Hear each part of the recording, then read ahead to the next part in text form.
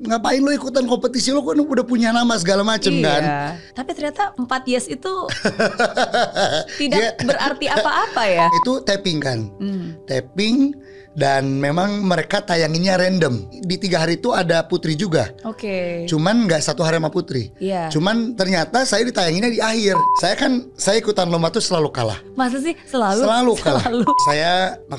Saya Muslim. Pagi-pagi saya dengar lagu gospel. Saya sangat suka gospel, itu sangat uplifting. Jadi there's nothing wrong to listen to gospel song. Ketika Bapak meninggal tuh memang itu unexpected. Tapi saya masih ingat kata-kata terakhir beliau di ICU. Beliau cuma bilang, "Dek, nyanyi terus dan bikin orang senang." Seneng banget hari ini teman ngobrol saya adalah salah satu penyanyi terbaik Indonesia, Cakra Khan. Terima kasih. Halo Mas Cakra. Halo. Bagi saya ya, ini Cakra Khan ini bukan hanya salah satu penyanyi terbaik Indonesia, tapi penyanyi yang juga bisa membawa nama baik Indonesia di mata dunia. Amin. Salah satunya karena lewat American's Got Talent. Amin. Dunia jadi tahu ada penyanyi Indonesia yang luar biasa yang punya suara spesial. Amin. Iya. Amin aja deh. Amin aja.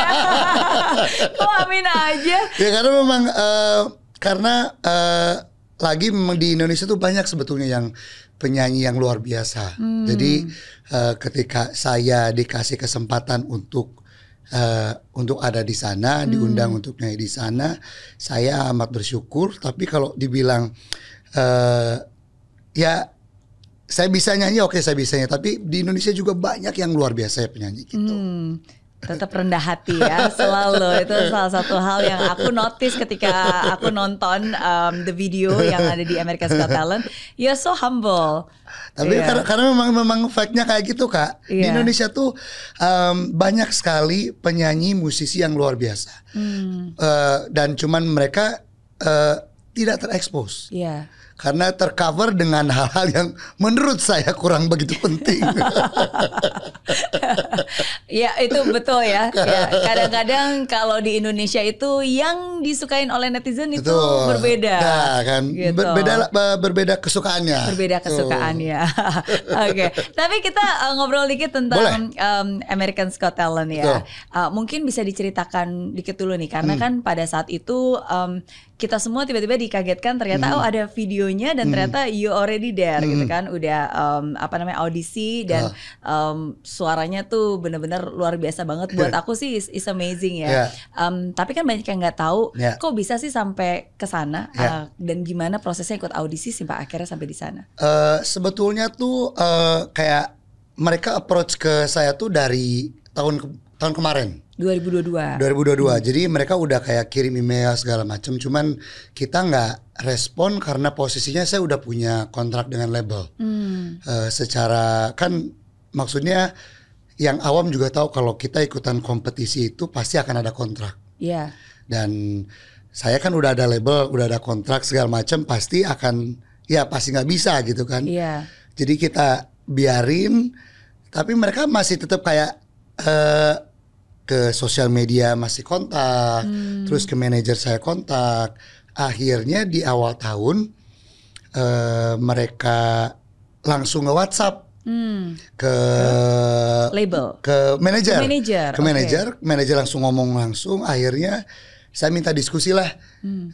Jadi 3 pihak, jadi dari label, dari AJT-nya sama saya gitu kan.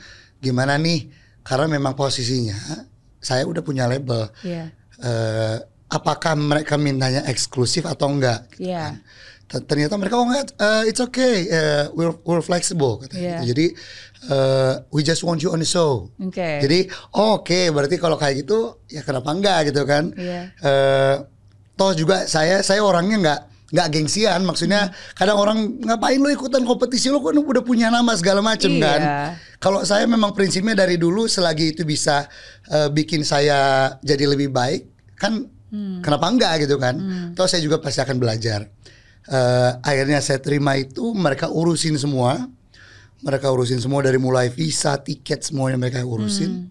Saya terbang ke sana sendiri, terus seminggu saya di sana.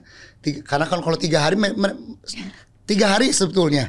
Cuman kalau 3 hari Saya kesana capek banget Nanggung gitu. Ya, perginya aja udah 1 hari. Iya udah 1 hari. Jadi saya seminggu di sana. Iya. Jadi 3 hari sama mereka, sisanya saya keliling. Saya belum pernah ke Amerika soalnya. Iya. Jadi sekalian gitu kan, saya kesana sendiri. Saya sama mereka 3 hari syuting, latihan, sama vocal coach, konten-konten segala macam. Hari ketiga syuting audisi. Oke, berarti sebenarnya 3 hari pun dikasih vocal coach di sana. Ada. Walaupun itu untuk audisi. Ada. Dan itu yang menurut saya itu hal yang bikin saya senang karena memang itu apa ya? Hal yang saya bisa belajar lagi gitu kan. Jadi nggak ada yang saya sesali juga. There's nothing to regret gitu. Jadi kesana capek pun ya saya nyanyi di sana, belajar terus exposure betul. Gitu kan. Jadi makanya saya senang udah di sana. Iya. Dan berarti dan akhirnya muncullah waktu itu audisi pertama ya. Betul. Iya. Karena memang itu taping kan. Taping dan memang mereka tayanginnya random. Oh gitu. Jadi sebetulnya 3 hari itu kalau nggak salah tuh saya bukan 1 hari sama Putri, tapi di 3 hari itu ada Putri juga. Oke. Cuman nggak 1 hari sama Putri. Cuman ternyata saya ditayanginnya di akhir di bulan depannya kan. Jadi memang tapi itu memang haknya mereka. Oke. Cuman ya alhamdulillah ditayangin juga gitu. Masa sih bisa nggak ditayangin? jadi makanya ya syukur alhamdulillah aja. Iya. Tapi kan pada saat itu gimana rasanya harus nyanyi live dong nyanyinya, walaupun itu taping tapi kan sebenarnya walaupun awalnya ada preparations dikasih vocal coach tapi kan tetap ketika muncul kan baru pertama kali ketemu sama judgesnya dan baru pertama kali mereka mendengar your voice kan. Kalau saya memang dari dulu semenjak saya mulai nyanyi memang saya suka ikutan lomba kan. Cuman memang belum ada keberuntungan. Memang saya selalu kalah. Jadi memang nervous saya ketika menghadapi juri itu beda ketika saya menghadapi penonton kalau audiens biasa. Jadi memang tensinya tuh lebih tinggi. Dan kadang saya pegang mic pun ada tremor-tremornya, makanya saya pegang mic pun jadi 2 tangannya. Jadi kalau kalian lihat saya pegang tangan 2 gini, saya kedadain karena memang kalau gini ini akan kayak gini. Jadi makanya orang tuh nggak tahu itu. Jadi orang ngapain itu si Cakra pura-pura ini pura-pura itu. Mereka tuh nggak tahu itu.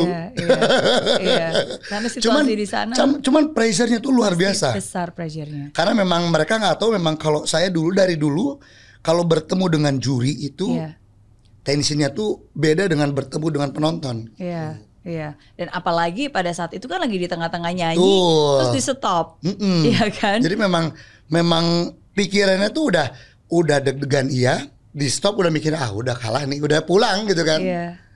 Jadi memang luar biasa. Cuman ya alhamdulillahnya ternyata mereka ya ngasih kesempatan lagi.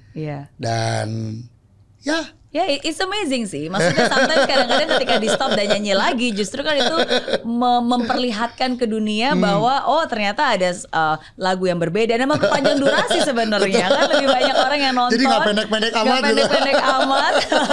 Dan bahkan pada saat itu aku sih kagum banget karena ketika kita tiba-tiba lagi perform gitu kan terus di stop itu kan pasti paniknya luar biasa kan. Maksudnya ada perasaan tuh campur aduk gitu. Dan untuk bisa melanjutkan yang berikutnya sometimes kan itu dibutuhkan penataan hati yang luar biasa. Betul. Jadi untuk bikin kita tetap stay together tuh memang kayak luar biasa susah.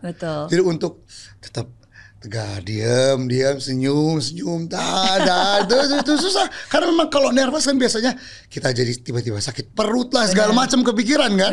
Benar. Jadi memang itu luar biasa sih, perasaan yang luar biasa. And you did it. Berhasil mendapatkan standing ovation dari seluruh penonton yang hadir di situ. Gak terlalu malu-maluin lah ke sana. Enggak lah, apanya malu-maluin. Itu aman, jujur aku bilang itu kebanggaan sih. Karena kan kalau kita berbicara, kalau kita ngomong nyanyi di depan mungkin 1-2 orang ya mungkin mereka bisa ya bisa nggak enakan ngasih senyuman dan tepukan lah. Tapi kan kalau seluruh orang yang ada di panggung itu berdiri standing ovation itu kan itu sesuatu hal yang menurut saya ada something yang luar biasa yang mereka nggak pernah lihat sebelumnya dan ada di kamu. Makanya di lagu yang kedua itu saya udah mikirnya ketika saya ngajak penonton itu kayak itu cara saya untuk ngerilis stres saya biar nggak terlalu stres. Ketika orang nyanyi itu jujur stres level saya turun banget. Jadi bikin saya lebih enjoy nyanyinya. Dan serasa konser ya. Ya itu. Jadi biar saya nggak terlalu nervous banget. Iya. Dan akhirnya mendapatkan 4 yeses. Alhamdulillah. Dari juri. Iya. Nah, tapi ini ada yang menarik nih dari situ. Karena kan kita semua menunggu-nunggu nih. Setelah itu kan banyak banget ulasannya, banyak banget yang juga mereview suara kamu. You have a very special husky voice. Standing of ovation dapat 4 yeses juga. Tapi ternyata 4 yes itu tidak berarti apa-apa ya. Karena memang kembali lagi itu ternyata kebijakan mereka lagi. Jadi memang pada saat itu ada kita semua milih lagu lagi, ada interview lagi, dan pada saat itu memang setelah itu saya pun nggak dikasih tahu lagi. Jadi itu setelah udah selesai balik ke Indonesia. Balik ke Indonesia. Tapi kan pada saat itu udah dibilang lolos kan, maksudnya dapat 4 yeses itu artinya you go to the next level. Kata mereka nanti kita pilih lagu lagi, kita ada next interview for live show, gitu kan. Habis itu udah saya pulang, terus ada interview lagi, udah pilih lagu. By Zoom berarti interviewnya? Ya by Zoom, udah pilih lagu, udah di store lagi segala macam persyaratannya untuk live show, udah. Gak dikabarin? Gak dikabarin. Tapi maksudnya itu hal yang saya anggapnya apa ya, something that you have to accept in a way, karena memang you cannot compete with destiny. Semuanya ada waktunya. Saya tuh selalu yakin itu, karena ternyata di balik itu semua saya ternyata nggak lolos di live show. Ternyata 1 minggu setelah itu saya ada proyekan di Indonesia. Jadi memang saya selalu mikirnya tuh, oh pasti akan ada sesuatu nih di balik ini. Gitu. Jadi makanya saya untuk ada di sana pun saya amat sangat bersyukur. Gitu. Dan tetap berprasangka baik ya, walaupun hasilnya di mata dunia terlihat tidak baik, tapi kan kita nggak pernah tahu di mata yang Maha Kuasa kan dia bisa melihat lebih baik lagi gitu, yang nggak terlihat oleh mata kita. Iya. Satu hal yang luar biasa, bukan punya suara yang luar biasa, tapi punya hati dan kebijaksanaan yang luar biasa. It's amazing. Iya. Tapi kalau boleh nebak nih kira-kira, menurut kamu, menurut Cakra dan juga mungkin tim manajer, kira-kira kenapa? Apakah ini sebenarnya terjadi di banyak peserta juga mungkin udah dapat 4 yeses, itu nggak menjamin bahwa akan lanjut ke tahap berikutnya, atau this is exceptional? Tapi menurut ya kalau saya sih selalu bilang memang itu semua kebijakan mereka. Mereka punya preferensinya tersendiri, mereka punya pemilihan dengan ya kriteria yang mereka pilih. Jadi ya kita nggak bisa apa-apa.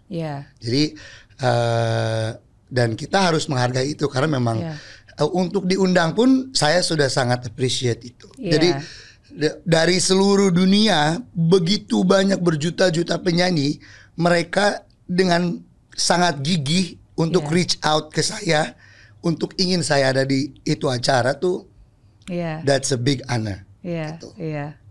Dan tahu mana yang bisa kita kendalikan, mana yang tidak bisa kita kendalikan. Yang tidak bisa kita kendalikan, ya udah kita terima aja, ya kan. Yang bisa kita kendalikan ya make the best out of it kan. Dan melanjutkan hidup kita di sini. Move on. move on. Ya. Tapi aku selalu percaya sih. Sometimes kan di hidup ini yang kayak tadi ya, aku setuju banget, aku suka banget Mas Cakra bilang we cannot compete with destiny. Karena kan destiny itu yang udah ditakdirkan ya. Yang bisa kita lakukan ya kita hadir. Saya selalu bilang 80% of success is about showing up. Jadi 80% kesuksesan itu adalah dengan kehadiran.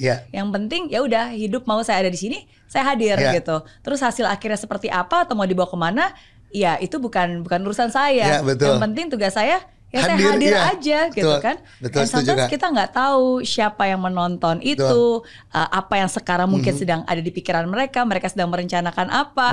Nggak ada yang tahu. Itu sih, itu yang selalu saya terapin juga dalam setiap hal sekarang, karena memang itu yang bikin gampang hidup sebetulnya. Karena memang dengan apapun yang terjadi dalam hidup, dengan kita terapkan itu semuanya tuh kayak lebih easy aja. Karena kita udah nerima aja. Apa yang berbeda sebelum dan sesudah AGT? Lebih ini aja sih, lebih karena saya tahu di luar sana tuh banyak sekali. Kalau dari segi musik ya Kak, dari segi musik di luar sana tuh banyak sekali penyanyi yang luar biasa. Dan saya ngelihat diri saya, wah masih sangat jauh. Jadi sekarang balik dari Amerika tuh saya makin belajar lagi. Terus saya tuh orangnya tuh kayak agak sedikit pecicilan, kayak teman-teman saya di sini, kayak ke Teh Ocha, ke Bang Judika, ke siapa lah sini, saya apapun saya tanyain. Saya tuh ke anak-anak penyanyi-penyanyi sekarang tuh saya sering bertanya, karena memang saya craving untuk belajar. Karena saya tahu kalau untuk belajar saya tuh nggak pernah puas. Jadi makanya kalau sekarang tuh makin pengen belajar aja. Makin gila, makin belajar gitu. Makin banyak dapat tawaran nggak? Oh, itu alhamdulillah. Puji Tuhan. Pasti alhamdulillah, dong. Alhamdulillah. Karena kan jadi lebih banyak yang tahu. Alhamdulillah. Itu lebih ekspansi untuk kerjaan, alhamdulillah. Di luar Indonesia. Berarti kolaborasi, performance dan future project lah ya. Iya. Karena suaranya Mas Cakra itu menurut saya itu very international banget ya. Amin. Karena kan untuk husky voice dan apalagi dengan apa ya, warna suara yang seperti itu sangat cocok banget untuk beberapa genre lagu yang memang lagu luar. Iya nggak sih? Kan jadi banyak orang yang bilang seperti itu. Tapi kadang saya juga pengen punya kayak suara yang smooth tanpa distorsi. Orang biasanya kan agak sedikit kasar gitu kan. Kadang saya tuh pengen punya kayak suara smooth, tapi orang tuh bilang, oh justru itu yang bikin segala macam. Cuman kadang ada insecure-nya juga. Soalnya saya tuh memang saya ada beberapa genre lagu yang memang saya kurang begitu bisa membawakan dengan baik. Tapi saya masih belajar itu. Ya tapi saya syukuri lah. Iya, luar biasa nih. Terus terang aku jarang loh ketemu sama sosok yang sebenarnya udah sangat besar, punya banyak talenta. Kayak Mas Cakra kan udah punya banyak banget albumnya, udah konser di mana-mana, fansnya juga banyak banget gitu. And you're very talented, tapi masih punya kerendahan hati untuk menanggalkan posisinya dan mulai lagi kayak tadi kan ikut lomba. Itu kan is a risk. Untuk ketika kita bukan siapa-siapa, mungkin ketika kita ikut lomba ya I have nothing to lose. Tapi kan ketika kita sudah someone, itu kan resiko, ya kan. Ntar kalau kalah gimana? Terus nanti kalau ini malah jadi merusak yang udah dibangun gimana gitu kan? Itu banyak sekali yang ngomong kayak gitu. Cuman karena memang saya I do it for me. Jadi kalau saya memang fokus buat diri saya jadi lebih baik buat diri saya. Memang kayak gengsi itu belakang saja. Karena memang hidup saya untuk saya gitu. Jadi itu nanti saya juga lebih baik I make a better music for everyone. Gitu. Jadi there's nothing wrong about it. Gak banyak orang punya pemikiran seperti Mas Cakra. Saya yakin pasti dididik oleh orang tua dengan sangat luar biasa. Amin. Karena kalau nggak mungkin sih. Bukan cuma luarnya yang bagus suaranya, tapi ibu sama bapak saya memang selalu bilang kayak gitu. Makanya saya bilang itu We Cannot Compete with Destiny, selalu percayakan waktu kita tuh selalu akan datang. Percaya akan waktu kita. Saya bilang saya ikutan lomba tuh selalu kalah. Masa sih selalu? Selalu kalah. Okay. Almarhum bapak saya yang selalu ngajak saya lomba dari SD itu nggak pernah, dari mulai saya kalah pertama saya ngamuk nih. Diajak lagi, kalah lagi sampai kayak kalah tuh udah besok latihan lagi. Oke. Oh itu ada lomba lagi di sana, sampai ikutan Indonesian Idol saya udah, KDI saya ikutan lagi. Jadi kalah tuh udah kayak, oh berarti ntar bawain lagu ini harus bener lagi nih. Jadi kayak gitu. Toh tiba-tiba ketika sekarang ikutan saya diundang America's Got Talent. It's time, it's my time. It is your time. Makanya saya selalu makin kesini saya makin percaya kita tuh udah ada waktunya. Dan percaya aja, lakukan yang terbaik lah. Itu berarti nasihat dari orang tua ya, ayah dan ibu. Apa masa kecil yang paling diingat sampai hari ini? Yaitu masa-masa di mana saya dididik sama ibu, sama almarhum bapak untuk selalu you don't know before you try. Coba terus, kalau pengen sesuatu harus kerja. Terus jangan pernah memilah teman. Sama satu lagi pulang cepat ke rumah. Jangan lupa pulang. Pokoknya sampai sekarang kemanapun saya kerja, kemanapun, kalau keluar kota paling cepat kalau bisa PP saya PP. Kalau besoknya first flight, saya tuh nggak bisa tidur pun, nggak pernah nyenyak saya kalau di luar rumah. Iya, itu yang selalu diingat ya, yang selalu dirindukan. Kembali pulang. Iya. Tapi emang cita-citanya dari kecil pengen jadi penyanyi. Dari kecil memang pengen jadi penyanyi. Penyanyi. Iya, dan orang tua mensupport bakat itu ya. Almarhum bapak iya, dulu ibu kurang karena melihat saya kan di Pangandaran Kak. Iya. Jadi Pangandaran itu kampung kayak istilahnya kota kecil di mana ibu saya ngelihat kalau nyanyi kan nyanyi dangdut. Iya. Nyanyi cuman sebatas kayak di kawinan, kayak ngelihat anak gua nanti gede masa depannya mau kayak gimana gitu kan. Karena itu mungkin niat baik seorang ibu. Saya mikir selalu seperti itu karena yang namanya orang tua pasti inginnya yang terbaik buat anaknya. Yeah. Ibu saya ingin saya jadi PNS. Oh ya. Yang lebih terjamin. Yang gitu lebih terjamin. Kan? Yeah. Karena beliau PNS. Iya. Tapi memang saya suka musik waktu itu. Jadi saya suka kadang pura-pura ngerjain PR padahal saya ikutan sama orkes Melayu, ikutan nyanyi. Okay. Bapak memang waktu itu saking supportnya saya, dia bikin organ tunggal, Kak. Organ tunggal namanya Cakra Group. Oke. Cuman ada piano dan penyanyi tetapnya saya. Oke. Jadi kalau ada orang yang mau nyewa itu pemain keyboard, paketannya harus ada saya. Harus ada Cakra. Luar biasa Bapak. Oke. Jadi memang udah sangat didukung lah. Sangat didukung. Ya. Oke. Apa komentar mereka ketika melihat Mas Cakra bisa tampil di AGT? Ibu nangis. Cuman yang sedih bapak nggak ngalamin. Itu konser pertama pun beliau nggak ngalamin. Jadi cuman beliau udah sampai di titik saya sampai sekarang. Jadi beliau udah mengantarkan saya lah. Jadi beliau meninggal 2020. Yeah. Tapi saya masih ingat kata-kata terakhir beliau di ICU. Beliau cuma bilang, "Dek, nyanyi terus dan bikin orang senang." Jadi makanya itu yang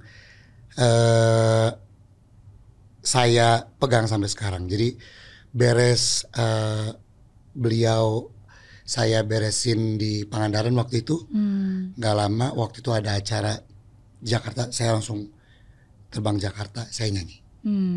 Karena ibu juga bilang udah nggak usah sedih, doain papa. Iya. Gitu kan. Iya. Bikin orang lain senang. Tuh, bikin orang lain senang. Iya. Karena memang dari dulu beliau yang bilang tunjukin kalau dari apa yang kamu suka, apa yang kamu tekuni itu bisa bikin senang banyak hati. Iya, iya. Ya dan saya yakin doa dan cintanya yang selalu berada dan menyelimuti Mas Cakra ya. Amin. Karena kalau nggak mungkin bisa sampai saat ini dan di titik ini sih. Ya, dan masih banyak lagi ke depannya yang akan bisa dilakukan. Masih banyak lagi wajah-wajah yang akan dibahagiakan oleh suaranya Mas Cakra. Amin. Kayaknya hidupnya Mas Cakra itu nggak pernah sedih ya. Karena kalau aku ngeliat Mas Cakra nih, sesulit apapun hidup kasih cobaan, hidup kasih kegagalan, hidup kasih tantangan gitu, ya tetap aja diterima dengan senang hati dan move on. Sedih itu ada. Namanya manusia pasti ada, karena memang apa ya, di momen-momen tersendiri itu kayak pada kan ketika bapak meninggal tuh memang itu unexpected, karena memang beliau sehat, sangat sehat, dari stroke udah recovered.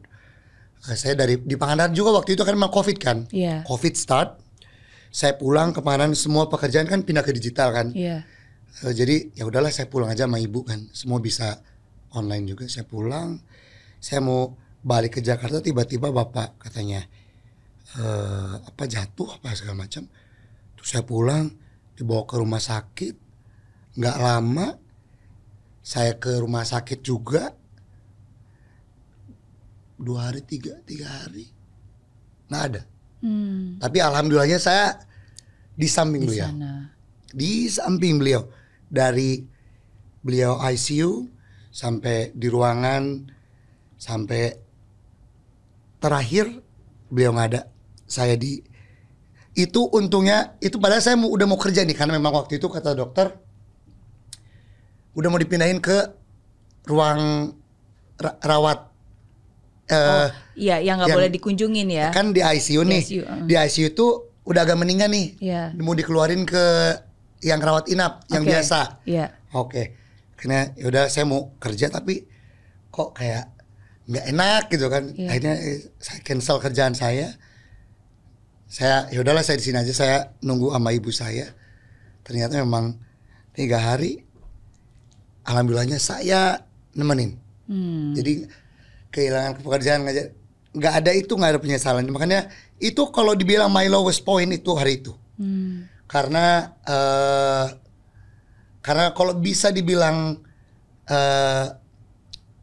wounds that never healed, itu juga. Karena memang something that you cannot replace. Itu kehilangan orang tua. Kadang saya dulu mikirnya ini pikiran anak bandel lah. Halah gitu kan. Pas ini. Tapi when it happened, itu memang luar biasa. Sampai sekarang pun. Jadi kadang yang saya bisa lakukan selainnya, kalau berdoa pasti, yang saya bisa lakukan ya apa yang beliau mau, ya saya tetap bernyanyi dan jaga ibu saya. Iya. Kayak Mas Cakra bilang, itu sebuah luka yang gak akan pernah disembuhkan. Iya. Never. Makanya saya selalu bilang, hal baik yang paling kita bisa lakukan, yang paling pertama itu jaga orang tua. Iya. Itu nyesel itu, aduh. Kehilangan pekerjaan, hal-hal yang lain itu nggak ada seberapa. Tapi kehilangan orang tua. Iya. Tapi bersyukur Mas Cakra ada di saat-saat Nah itu hal yang saya syukuri. Ya. Hal, di balik saya masih kayak meskipun saya kehilangan, tapi ada hal indah yang masih saya syukuri. Saya pegang tangan beliau dan indah. Iya. Thank you for sharing. Memang sometimes selalu ada ruang yang gak akan pernah bisa tergantikan. Ya. Tapi saya juga percaya love never dies. Sure. Yeah, even though the person is not here anymore, but love never dies. Love never dies. Yeah. Yeah, sometimes hidup ada aja ya kejutannya, ada aja tantangannya. Betul. Ya, tapi ya tetap berprasangka baik sih. Selalu. Itu yang selalu harus membuat berprasangka kita baik. Menjalankan hidup ini dengan baik ya. Iya.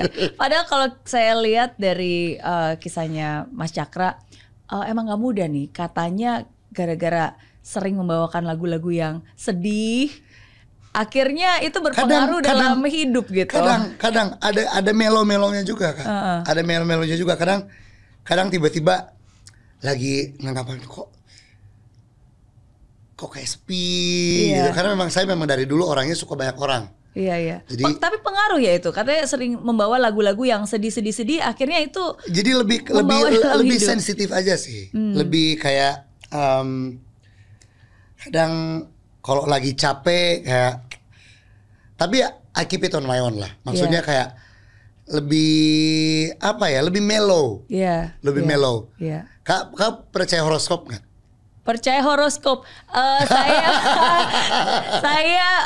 percaya kalau itu baik ya. Kan maksudnya kan ada beberapa zodiak yang kadang katanya tipe-tipenya agak sensitif, mellow. Percaya.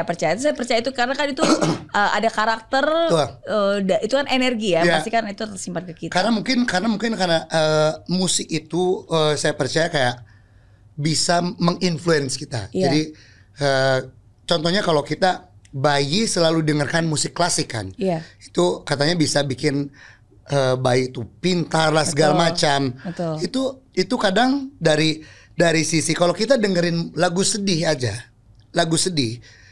dalam lagi cuaca mendung aja, padahal kita lagi nggak sedih nih, dengerin lagu sedih itu ada pasti kayak sedikitnya kayak kecuil kayak rasa bukan sedih sih kayak agak bahasanya galau dikit tuh ada, kepikiran pasti akan ada. Betul. Itu saya percaya. Jadi ya bayangin aja saya lagu kan dari pertama rilis lagunya sedih semua. 12 tahun semuanya sedih tuh. Jadi setiap kali manggung bawain lagu itu mulu kan. Iya. Jadi lumayan juga itu kan. Cuman tapi kalau yang sampai kronis amat enggak sih. Cuman kadang kalau lagi capek,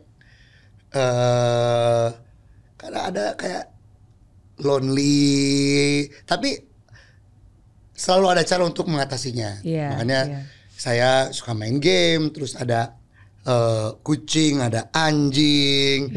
Saya pulang ke Pangandaran, terus saya ke pantai, ke hutan. Jadi adalah cara banyak untuk mengatasinya. Kan memang itu wajar karena kita kan punya perasaan. Betul, gitu. betul. Dan terbawa kan saya sih percaya apa yang kita dengarkan, apa sama yang kita kalau nonton film. Sama.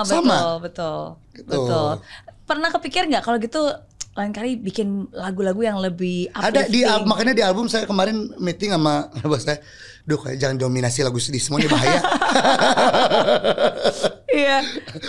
Udah sekarang kayaknya di industri juga udah banyak lagu sedih sekarang. Jadi coba deh, tapi memang di album saya juga nanti yang saya akan rilis juga saya baginya agak rata. Jadi nggak semuanya lagu sedih. Ada yang upliftingnya, ada yang ada harapannya. Bagus dong. Karena kan soalnya Mas Cakra juga sempat bilang nih, kadang-kadang lagu-lagu sedih malah jadi bikin depresi. Bisa. Yang tadinya cuma lagu, akhirnya malah jadi kebawa ke jadi nggak mau kemana-mana gitu kan. Ada ngomong kayak gitu. Cuman saya mikirnya tuh kayak selalu cari cara untuk mengatasi itu. Ditunggu berarti albumnya. Ada bocoran-bocoran nggak nih? Udah berapa? Udah mulai rekaman kah? Udah ada lagunya? Semuanya udah beres. Ada 13 lagu. Oke. 13 lagu, semuanya baru. Beberapa songwriters yang lumayan luar biasa, sangat luar biasa. Termasuk saya sendiri nulis. Oke. Jadi cuman judulnya belum ada. Belum ada, ya. Masih mikir. Masih mikir. Oke, ditunggu nanti berarti. Siap.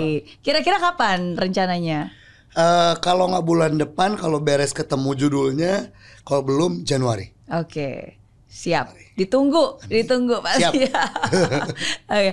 Kalau dari Mas Cakra sendiri ya, tadi saya percaya bahwa di hidup itu selain hal-hal yang kita lihat secara fisik, tapi ada hal-hal yang secara spiritual, ada invisible hand yang mungkin seringkali membantu dan menjaga kita, apapun kepercayaan kita. Kalau dalam hidupnya Mas Cakra sendiri, what is the most spiritual experience yang pernah dialami atau dirasakan?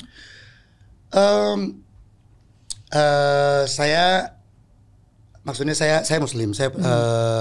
Saya selalu percaya restu ibu. Jadi apapun yang saya lakukan, saya selalu minta izin sama ibu, doa ibu, karena ridho yang maha kuasa itu selalu di ibu. Jadi apapun yang saya kerjakan, back to my mom. Jadi kadang yang paling ada satu kejadian, suara saya tiba-tiba, saya waktu itu mau nyanyi, suara saya masih oke. Waktu itu saya mau ke Pekanbaru kalau nggak salah. Tiba-tiba saya landing, saya tidur sebentar, suddenly suara saya hilang, bener-bener hilang. Padahal nggak flu, nggak batuk, hilang. Saya panggil dokter, infus segala macam, itu kan biasa kan kalau gitu. Vitamin. Itu vitamin segala macam. It's not work. Saya telepon ibu, Bu ini. Udah doa, insya Allah ya. Saya bilang, saya tidurin bentar lagi. Terus saya biasa dengan rutinitas saya kan, saya kalau pemanasan tuh ngomong teriak-teriak segala macam kan. Ada tiba-tiba, ada lagi. Itu memang kayak agak sedikit aneh sih, kan memang benar-benar lost. Kayak benar-benar saya pakai seminggu, setiap hari saya pakai, benar-benar lost. Cuman ya kalau bilang spiritual apa ya, mungkin lebih ketenangan. Ketenangan sih. Karena memang ketika saya telepon ibu terus ibu bilang doa, insya Allah ibu doain, itu kayak stress level go down, lebih tenang, tidur. Karena memang mau nyanyi kan, ini suara gimana segala macam, menjadi pikiran kemana-mana kan. Tapi itu alhamdulillah ada lagi. Wow. Emang doa ibu tuh luar biasa ya. Luar biasa. Kalau Mas Cakra lagi sedih atau lagi down, itu biasanya apa sih cara yang paling efektif untuk selalu membuat happy dan senang? Kalau selain telepon ibu, selain ngomong sama teman, saya selalu dengerin lagu gospel. Oke. Lagu gospel? Gospel. Oke. Jadi saya memang salah satu orang yang, ya karena memang mood saya itu memang selalu, saya selalu terinfluence dengan musik kan. Iya. Saya pagi-pagi saya dengerin lagu gospel. Oke. Ada lagu favorit kan? Ada. Saya kalau pagi saya dengerin lagu Yolanda Adams. Judulnya I'm Gonna Be Ready. Kalau udah ke siang, kalau lagi ini macet, Kirk Franklin for sure. Oh wow. Terus kalau pokoknya kalau kan memang teman-teman saya banyak juga yang Christian. Kita sering nongkrong bareng, terus saya juga sering dibantu sama mereka untuk masalah musik, terus lebih karena untuk saya musik has no boundaries. Jadi saya sangat suka itu. Jadi dan saya sangat suka gospel, itu sangat uplifting. Jadi there's nothing wrong to listen to gospel song. Jadi makanya salah satu hal yang saya lakukan pertama ketika saya sedih, saya dengerin lagu gospel. Wow. Dan yang paling barusan sebelum saya sampai sini saya dengerin lagu Kirk Franklin yang I smile, even though it hurts, yeah, I smile. I know God is working, so I smile. Even though I've been here for a while, I smile. Wow. Apapun tetap tersenyum. Tersenyum. Because we know God is working for us. Yeah. You don't have to worry about anything. Yes, even though we cannot see it, but He is He's working for us. So you don't have to worry about anything. Wow, that's amazing. That's amazing. Thank you for sharing. Aku itu juga salah satu hal yang selalu menyemangati aku ya, because music heals. Music heals. Music heals. Regardless itu nggak peduli genrenya, penyanyinya, apapun, tapi music heals. Iya, so. betul. So, yeah, luar biasa. Apa asumsi tersalah yang orang pernah punya terhadap seorang Cakrakan? Asumsi tersalah,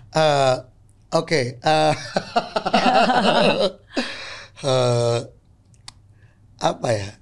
Ya Cakrakan nggak selalu senang lah, ada juga sedihnya.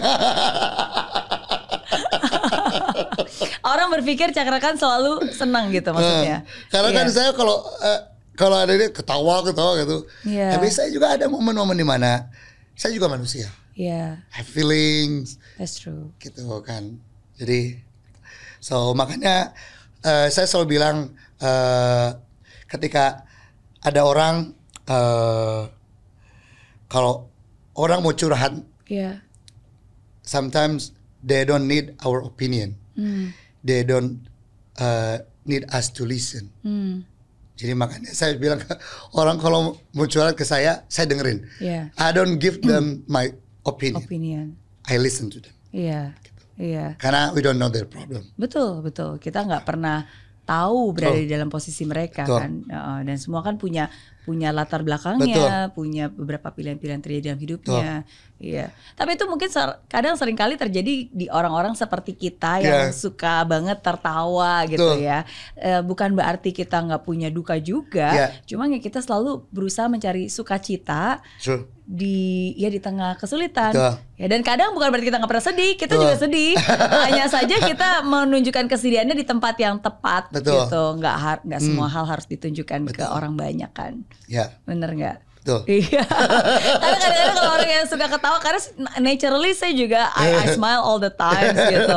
Kayak tadi Mas Cakra pun juga you smile all the times and you laugh all the times gitu. Ya bukan berarti kita nggak pernah sedih. Nggak pernah sedih, betul. Ya, tapi kita hanya mencoba mencari sukacita. Betul. Apapun keadaannya. Apapun keadaannya, pokoknya enjoy. Pokoknya enjoy. Iya. Karena sebelum datang ke sini kan aku sempat nge-research dulu nih, pengen tahu Cakrakan itu seperti apa sih. Dan aku lihat ada banyak banget tantangannya. Pernah ditipu orang, uang ludes. Itu juga baru-baru ini. Udah lama sih. Udah lama karena memang saya orangnya easy to trust. Easy to trust itu memang itu memang problem saya. Memang kadang gampang percaya orang tuh tapi memang karena saya didasari dengan hal yang saya selalu berprasangka baik pada orang. Ketika orang menunjukkan hal baik pada kita, saya selalu, meskipun itu kadang tidak baik buat kita. Karena itu can harm us. Betul. Jadi makanya itu mungkin salah satu pelajaran yang ya sedikit demi sedikit saya belajar. Karena namanya hidup juga ya belajar. Gitu kan. Jadi apapun yang terjadi dalam hidup saya yakini itu sebagai pelajaran. Gitu. Jadi saya akan belajar terus. Gitu. Never give up. Never give up. Gak pernah kapok ya. Gak pernah kapok. Gak akan pernah kapok. Oke. Apa pilihan tersulit dalam hidup? Pilihan tersulit? Sebetulnya harus jauh dari ibu sih, itu pilihan tersulit. Maksudnya untuk hidup jauh dari ibu, dari orang tua, dari keluarga tuh agak sulit. Karena memang saya orangnya family person. Cuman kadang di sisi lain I have to prove them that I can do something. Karena Yeah. memang saya dari dulu ketika saya bilang ke teman-teman saya mau jadi penyanyi ini, saya mau taruh, gila lu gitu. Ada kayak deep inside that I want to prove them that I can do something. I want to show them that I can. Yeah. Jadi makanya kayak saya waktu itu maksain pengen kuliah musik di Bandung. Karena dulu nyobain dulu nih PMDK nggak keterima karena memang saya bodoh. Itu ketinggian buat Mas Cakra. Jadi memang tapi I'm not stop there. Jadi saya nyobain di swasta. Karena swasta memang dari biaya kan lebih mahal daripada negeri. Saya paksain, saya masukin proposal ke semua kafe yang ada di Bandung untuk kerja tiap malam. Biar saya bisa bayar di swasta. Saya nggak apa-apa budget untuk kosan saya. Yang penting saya bisa tidur. Yang penting saya bisa kuliah di sekolah musik. Jadi makanya saya bisa bantu orang tua saya meringankan untuk bayarin di kuliah musik saya. Itu pilihan terberat memang. I have to leave them. And being a burden to them. Itu satu pertama yang pilihan terberat saya.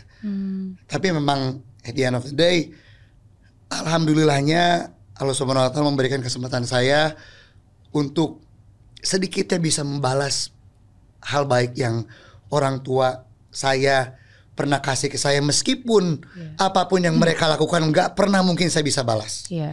At least sedikit, secuil saya mungkin bisa berilah untuk mereka. Mas Cakra ini terlalu mengecilkan. Karena saya yakin ada begitu banyak hal yang sebenarnya mungkin terlihat kecil ya dari Mas Cakra, tapi itu satu hal yang besar dan sangat berarti buat mereka. Bukan mudah-mudahan, saya yakinnya gitu. Amin. Saya yakinnya. Karena aku ngerasa ini ada orang baik di depan saya yang penuh dengan talenta yang amat sangat banyak gitu. Jadi semoga Tuhan mendengarkan obrolan kita, diberi rezeki yang baik dan masa depan yang baik, dan hanya yang baik-baik yang ada. Karena I think ada hal besar yang saya yakin akan Mas Cakra dapat di dalam hidup ini. Amin. We are all work in progress kan, menuju ke sana. Amin. Bener gak? Amin. Amin.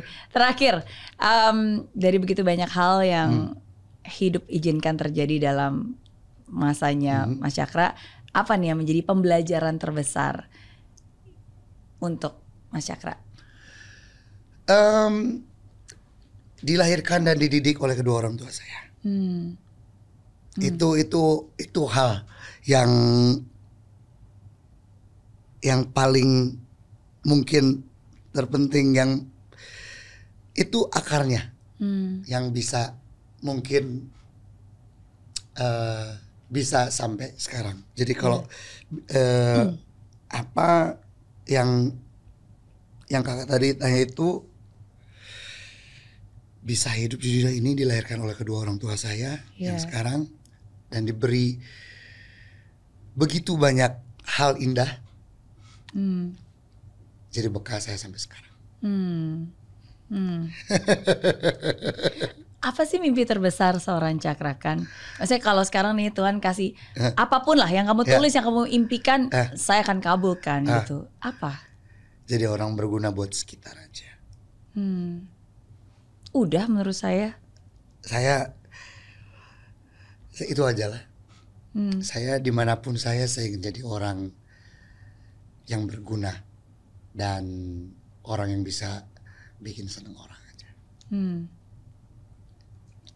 That's it. Orang yang sangat baik. Tuhan pasti akan kasih lebih. Amin. Amin. Itu yang saya yakini. Amin. Thank you sudah menjawab 8 pertanyaan saya.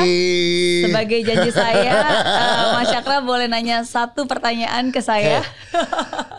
Kakak kasih tips saya biar bisa sukses seperti kakak. Aduh, ini pertanyaan orang humble. Padahal di depan saya udah jauh lebih sukses loh. Aku aja nggak pernah nih ketemu sama Simon Cowell, ya ditonton jutaan orang seluruh dunia. Aku lebih spesifiknya kasih saya tips berbisnis.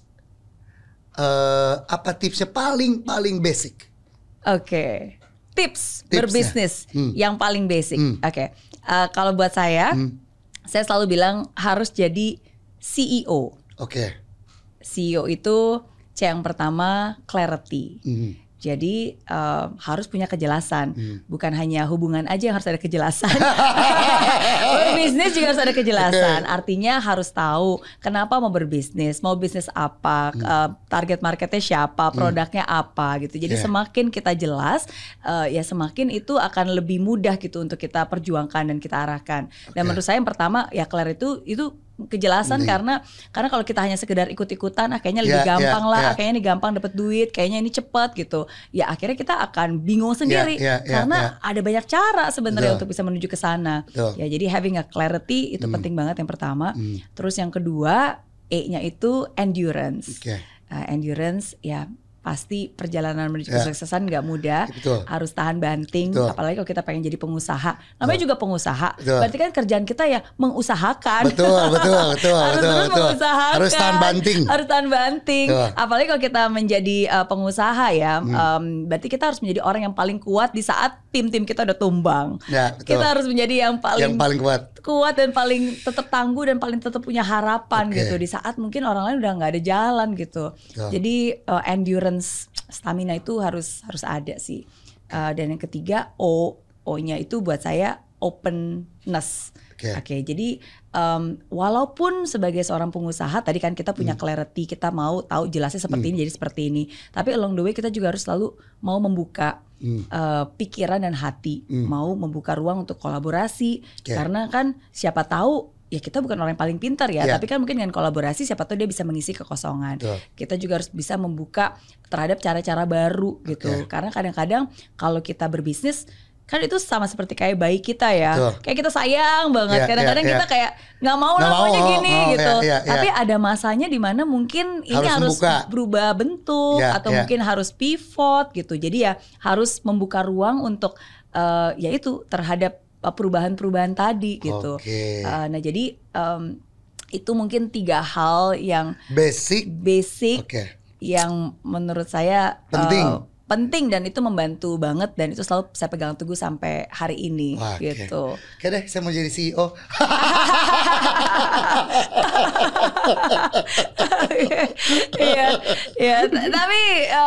Tapi Mas Cakra ini menurut saya talentanya tuh di nyanyi. Yang kata Bapak kan, jangan pernah berhenti bernyanyi. I think your talent and your calling is there. Tapi memang harus belajar, harus belajar yang lain. Dan yang saya bilang saya memang craving untuk orangnya, saya memang pengen mencoba sesuatu yang baru gitu. Jadi makanya ya kenapa enggak? Setuju. Setiap orang ada masanya, ada musimnya. Karena memang kalau kita selalu berada di zona nyaman juga boring juga Kak jadinya. Benar. Jadi memang kita harus yang sedikit belajar di luar zona nyaman kita. Iya. Amin. Siapa tahu abis ini nanti ada yang mendengarkan nanti bisa berkolaborasi jadi punya bisnis luar biasa. Amin. Yang nonton video ini mungkin. Emang pengennya bisnis apa Mas Cakra? Ada. Oke, kita doakan yang terbaik. Amin. Sukses terus juga buat albumnya, buat konser-konsernya, buat semuanya. Saya jujur nih tadi saya bilang kan, saya jarang-jarang ketemu orang yang memang punya talenta luar biasa, punya kerendahan hati, terus orang yang sungguh-sungguh baik gitu. Baik yang mau dikasih apapun tetap aja selalu berprasangka baik. Saya harap semoga Tuhan mendengarkan obrolan ini. Lebih banyak lagi kebaikan yang ada di dalam hidup Mas Cakra. Amin. Sukses selalu Mas Cakra. Terima kasih. Sama-sama.